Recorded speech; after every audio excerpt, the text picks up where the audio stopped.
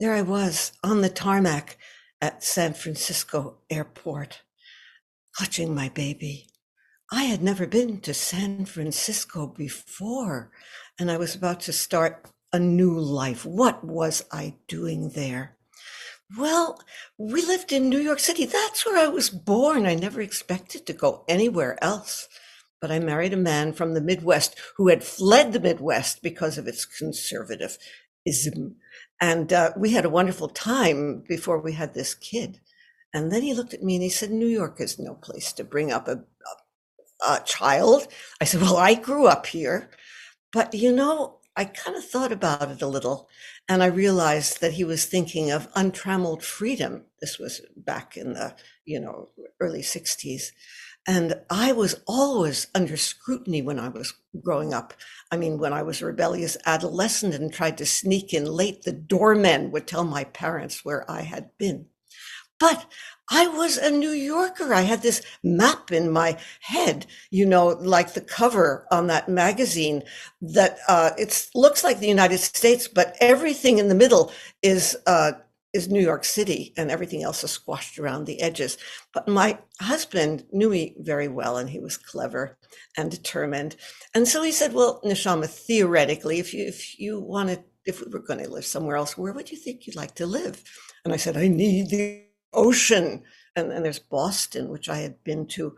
But then I realized how much I hated the New York winters. And I said, there's San Francisco. I'd never been there before. Seems like an interesting place. What did John do? He got a job in San Francisco. He said, hey, are you coming? What else could I do?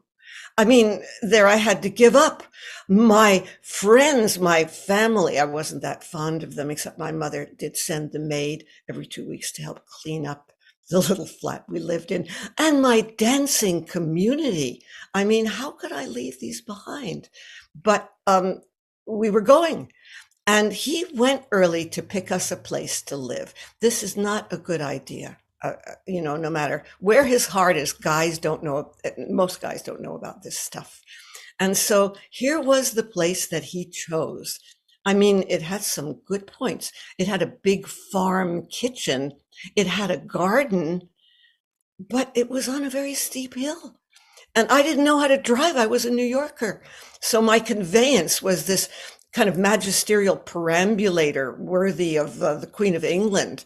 And that's how I went down the hill to the amenities, leaning backwards so we wouldn't plummet. And then when we loaded it up with groceries and the kid, I would bend double, shoving it back up the hill. And there were tour buses who went to the top of the hill for the view, and they'd always stop and gape when they saw this phenomenon. You may want to know how San Francisco was different from New York. Well, the first clue I got was waiting for the light to change, and there were no cars coming, and I was going, but everybody was standing there until the light turned green. It was laid back. It was the 60s. It was San Francisco. Now, there were other detractions I didn't tell you about in the apartment. First of all, the upstairs neighbors, 3 stewardesses, and often they weren't there, but when they came back from their job, they needed to relax. And they relaxed by tying one on and playing the boom box at high decibels, which didn't work very well with a little baby.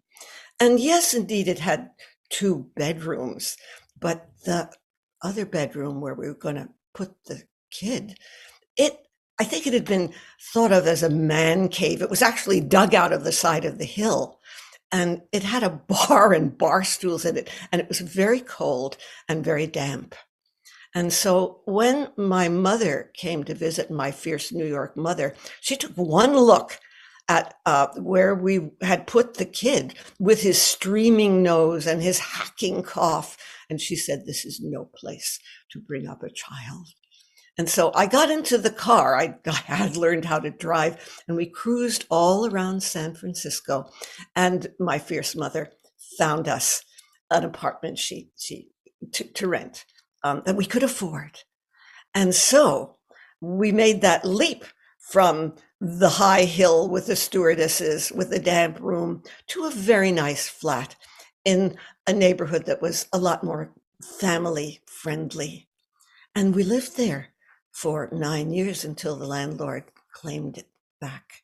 And then we moved across the bridge to that great park on the other side in Marin County, because we were spending a lot of time in Golden Gate Park and we figured that's where we should go. That was 1971. I've been in this little rural town, city to country, for all this time. And I don't intend to move on until there's the great move on off this plane. But you know, in the meanwhile, there's tsunamis, there's earthquakes, there's forest fires, there's floods. You never know what's going to get you. But right now, I hope to be planted where I live. Thank you.